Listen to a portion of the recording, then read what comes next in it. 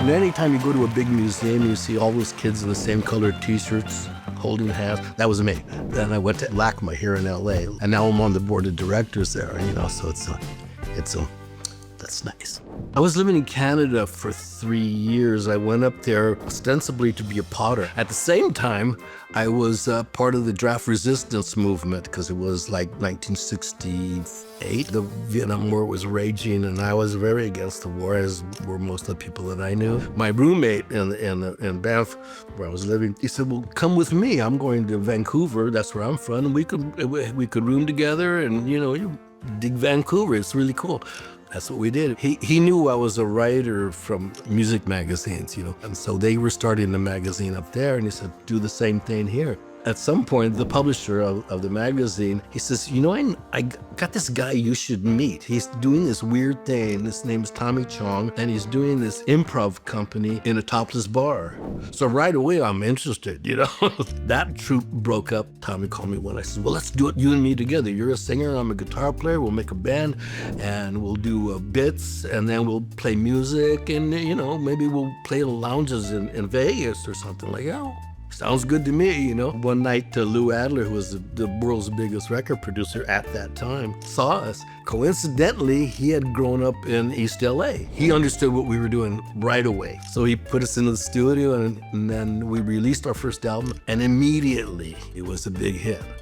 The collecting bug started way, way earlier. I was always a collector of something. So when I had some money, all of a sudden, and we were traveling throughout the US, I started collecting Art Nouveau pieces and having to carry them with me on the plane, And then Art Nouveau got very expensive. So I said, well, I got to find something else. And that's when I discovered Chicano art. The gap in my knowledge about art history was contemporary art. I was married to a painter at the time. She started taking me to contemporary galleries in LA, and that's when I saw the first Chicano painters, as Carlos Almaraz, Frank Romero, and I was intrigued right away. I knew what the art was because it was built upon their classical education, because all these artists, it wasn't naive art, backyard hobbyist art. They all had gone to prestigious art schools. They knew art history combined with their Mexican heritage and now their Chicano heritage, and the Chicanos said, we are Mexicans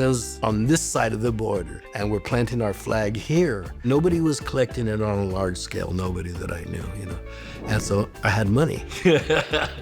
You can't love or hate Chicano art unless you see it.